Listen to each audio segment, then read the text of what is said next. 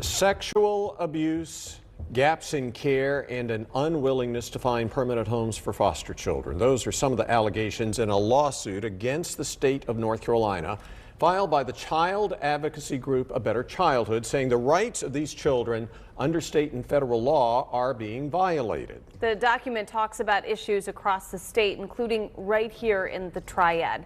Fox 8's Madison Forsey sat down with people connected to the suit to hear their plea for change before it is too late.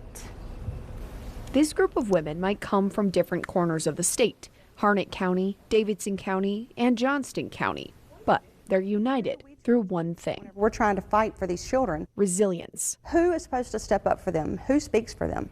If we can't, and DSS is not going to, then who does? The kids they're talking about are the thousands in North Carolina's foster care system.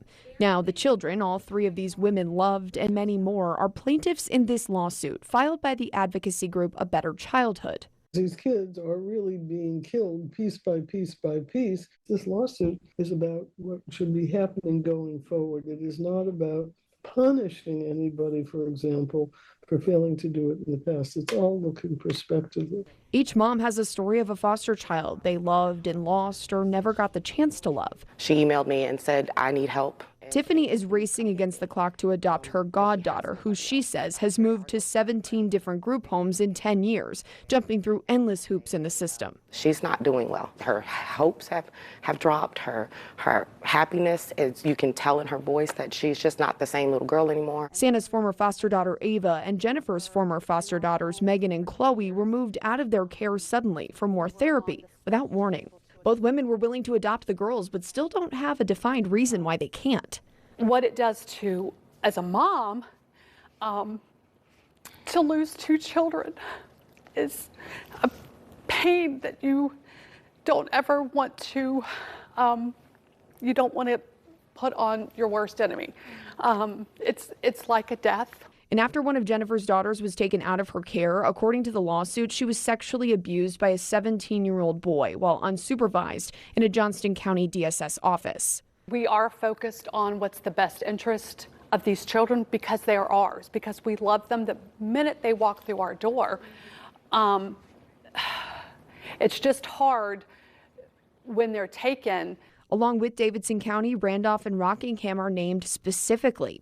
In Randolph, the case details a foster child moved away from a foster parent she trusted and not allowed to have communication.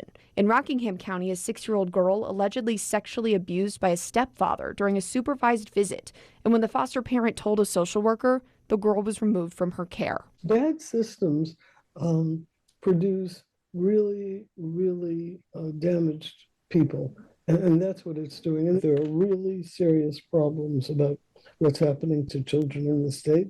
And the state simply hasn't acted to fix those problems. We reached out to the North Carolina Department of Health and Human Services, who says they do not comment on pending litigation, but say we are committed to improving services that are needed for child welfare-involved families. We're going to fight for these children. I'm going to fight till my last breath for these children. Not just my own, but all the children in the system. Madison Forsey, Fox 8 News.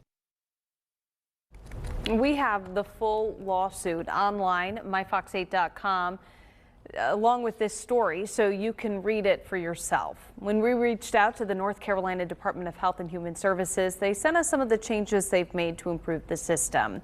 Those changes include new regional directors to help guide county leadership, $80 million to strengthen specialized behavioral treatment, new Medicaid children and family specialty plan to kids and families so they receive coordinated health care, new emergency placement funds so kids are not sitting in inappropriate settings.